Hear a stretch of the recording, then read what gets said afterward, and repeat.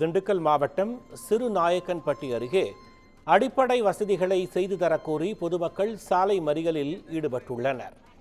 இது தொடர்பான தகவல்களை நம்மோடு பகிர்வதற்காக செய்தியாளர் வசந்த் இணைப்பில் இருக்கிறார். வணக்கம் வசந்த்.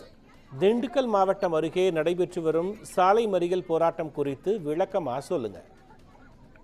வணக்கம் கோபால். திண்டுக்கல் அருகே உள்ள சிறுநாயக்கன்பட்டியில் சாலை வசதி, கழிப்பிட வசதி, அதே மாதிரி ஓடை வசதி, அவர்கள் தேவையான குடிநீர் வசதி உள்ளிட்ட அடிப்படை வசதிகள் கடந்த 3 ஆண்டுகளாக எந்த பணிகளும் செய்து தராமல் பல முறை மாவட்ட நிர்வாகத்திடம் மனு அளித்தும் தற்போது வரை எந்த ஒரு நடவடிக்கை எடுக்கவில்லை என தெரிவித்துள்ளனர். மேலும் மேல்நிலை தொட்டி அமைப்பதற்காக பல முறை மனுக்கள் அளித்தும் தற்போது அனுமதி வழங்கப்பட்டுள்ள நிலையில் இந்த பணிகள் செய்வதற்கு அரசு அதிகாரிகள் அரசியல் தலையீட்டு காரணம் உள்ளிட்ட செய்து வருவதாக, அதனால் அந்த பணிகள் முழுமையாக தற்போது தடைபட்டிருப்பதாகவும் அந்த பணிகள் விரைந்து முடிக்க வேண்டும், அடிப்படை வசதிகள் அனைத்தும் இருந்தாலும் அவர்கள் அந்த அரசு மேல்நிலை தொட்டிக்கானது அரசு சார்பில் உடனடியாக அமைக்க வேண்டும் உள்ளிட்ட பல்வேறு கோரிக்கையை முன்வைத்து அவர்கள் என்ற போராட்டத்தில் ஈடுபட்டனர். இதில் அரசு பேருந்தை 100க்கும் மேற்பட்டவர் சிறைப்பிடித்து போராட்டத்தில் ஈடுபட்டனர். சுமார் இதனால் 2 மணி நேரமாக அந்த பகுதியில் போக்குவரத்து பாதிக்கப்பட்டது.